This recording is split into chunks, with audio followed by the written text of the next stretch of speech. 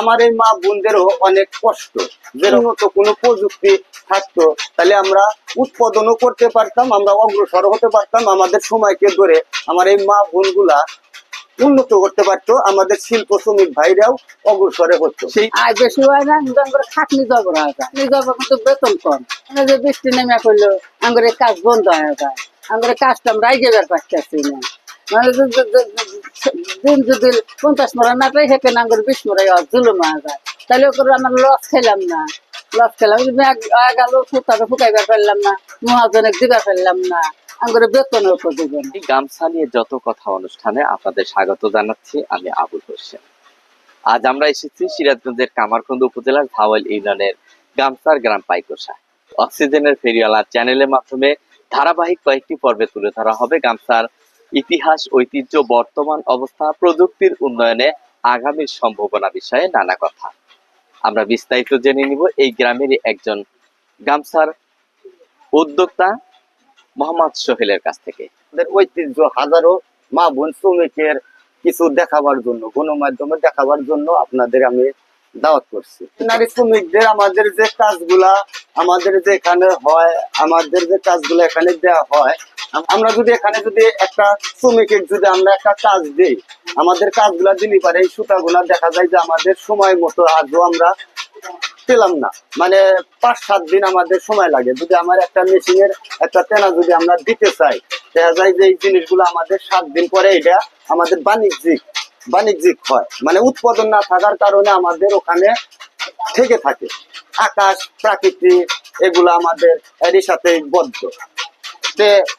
আমার এই মা বোনদেরও অনেক কষ্ট, যেরকম তাদের 1 ডিসিমাল জায়গা নাই, তাদের 1 ডিসিমাল জায়গা নাই, আমাদের এই কাজগুলো করতে 4 ডিসিমাল জায়গা লাগে, আমাদের এই কাজগুলা 4 ডিসিমাল জায়গা লাগে। আমাদের এই কাজগুলা এতদিন আমরা জমি জমা পতিত ছিল, আমরা ভাড়া নিয়ে কাজগুলা করতাম। এখন তো আমাদের পতিত নাই, পতিত না থাকার কারণে আমাদের মা বোনগুলা কাজগুলা হারিয়ে যাইতেছে, বা আমাদের দেখা যাইতেছে বছর দুটা বিক্রি করে আমরা সরে যেতেছি। আমাদের যদি এখানে উন্নত কোনো প্রযুক্তি থাকতো তাহলে আমরা উৎপাদনও করতে পারতাম, আমরা অগ্রসর হতে পারতাম, আমাদের সময়কে ধরে আমার এই মা বোনগুলা উন্নত করতে পারতো, আমাদের শিল্প শ্রমিক ভাইরাও অগ্রসরে হতো। সেই প্রযুক্তিটা কিভাবে ব্যবহার করা যায়, এবং এই যে দেখতে পাচ্ছি এখানে তৈরি জিনিসের সুতা আপনারা কাজ করছেন, এইটা আসলে এইটা নিয়ে যদি একটু বিস্তারিত। হ্যাঁ, এটা আমাদের পূর্বপুরুষ যে রকম ঐতিহ্য আগে থেকে রেখে গেছে, আমরা এইভাবে কাজ করতেছি। এখানে প্রযুক্তি শুধু যদি আমাদের নাটাইনা মেশিন আছে, দেখেন আমাদের এখানে নাটাইনা মেশিন আছে, আমাদের জরুরিনা মেশিন আছে। যদি এই সুতারও যদি আমরা যদি 50-60 পাউন্ডের একটা মেশিন যদি থাকতো তাহলে আমরা এই জিনিসগুলো আমার মা বোন পারে 50-60 পাউন্ড কাজ করতে। যদি এই 50-60 পাউন্ডের যদি এই বস্তুটা যদি আমাদের থাকতো তাহলে আমাদের মা বোনেরা সময়কে ধরে তারা এখানে দেখা যায় যে আমরা যে টাকাটা তাদের মজুরি পায় 50-60 টাকা ওনাদের বাঁচা থাকে। আর যখন আমাদের ওই শুকানো মেশিন হবে, এখানে নাটাবো, এখানে শুকাবো, এখানে ধরবো, দেখা যাবে যে আমার মা বোন সন্তান নিয়ে তারা 800 থেকে 1000 টাকা কাজ করতে পারবে। তারা আকাশ নিয়ে আর দিগন্ত থাকবে না, দেখা যাবে যে তারা রাত 1টা-2টার সময় যদি বলে যে আমি কাজ করবো, তো ওনারা কাজ করতে পারবে। আর আমরাও ব্যবসায়িক বাইরে যে আমাদের মা বোনদের কাজগুলো দেই, আমরাও সময় মতো যা পাবো। যে আজ এটা চাই আমাদের প্রধানমন্ত্রী তারেক রহমানের কাছে আমাদের চাওয়া, যে আমাদের এই বেহাল দশাগুলো যদি দেখতো তাহলে আমার এই শ্রমিক মা বোনরাও অনেক বসে থাকতো, বা তারাও অগ্রসরে থাকতো, আমরাও উন্নতি করতে পারতাম। এখানে আমাদের অনেক লস হয়, এই কাজগুলো যখন দেয় আমাদের দেখা যায় 500 করে সুতা আমাদের এখানে বিলীন হয়ে যায়।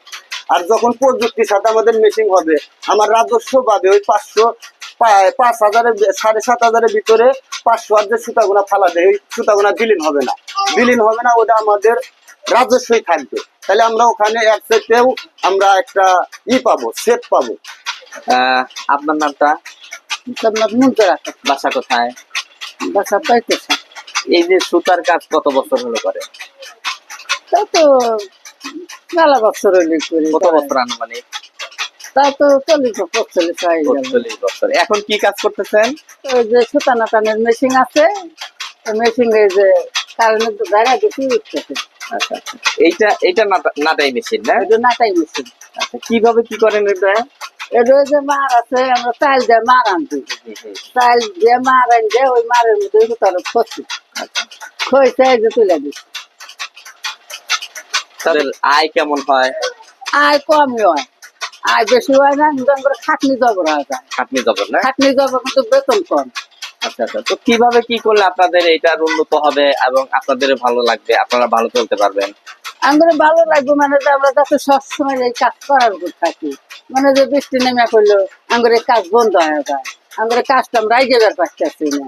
মানে দিন যদি 50 মরা না পাই সেখানে আমাদের 20 মরা জুলুম হয়ে যায়, তাহলে করে আমার লস খেলাম না, লস খেলাম গেল ফুটারও ফুটাইবার পারলাম না, মহাজনে দিবার পারলাম না, আমাদের বেতনের উপর দিব না। সংসার কেমন চলে আপনার?